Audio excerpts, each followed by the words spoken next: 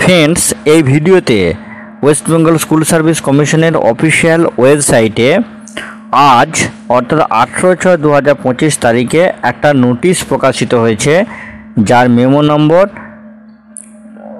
1216/7016/CSSC/ESTT/2025 dated 18/6/2025।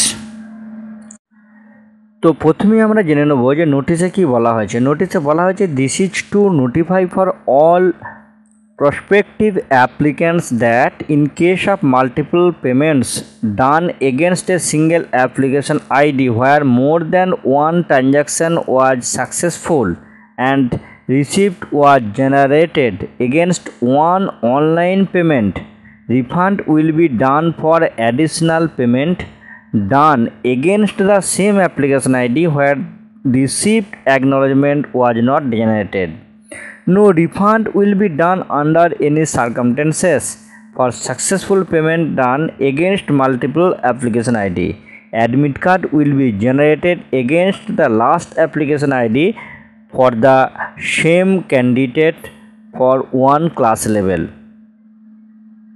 অর্থাৎ নোটিশের মূল বিষয়টা যদি আমরা একটু পর্যালোচনা করি তাহলে দেখতে পাবো যে সেকেন্ড এসএলএসটি 2025 ক্লাস 9-10 এবং ক্লাস 11-12-এর অ্যাসিস্ট্যান্ট টিচার নিয়োগের জন্য অনলাইন অ্যাপ্লিকেশন সাবমিশনের সময় একটি অ্যাপ্লিকেশন আইডির জন্য একাধিকবার অনলাইন পেমেন্টের ক্ষেত্রে একাধিক ট্রানজ্যাকশন সাকসেসফুল হলে এবং একটি অনলাইন পেমেন্ট রিসিপ্ট জেনারেটেড হলে অতিরিক্ত পেমেন্ট রিফান্ড করা হবে যদি সেম অ্যাপ্লিকেশন আইডিতে রিসিপ্ট বা অ্যাকনোলেজমেন্ট জেনারেটেড না হয়।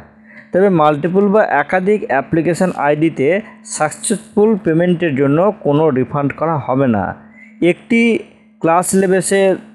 ক্লাস লেভেলের জন্য একই ক্যান্ডিডেটের লাস্ট অ্যাপ্লিকেশন আইডি সাপেক্ষে অ্যাডমিট কার্ড জেনারেট হবে।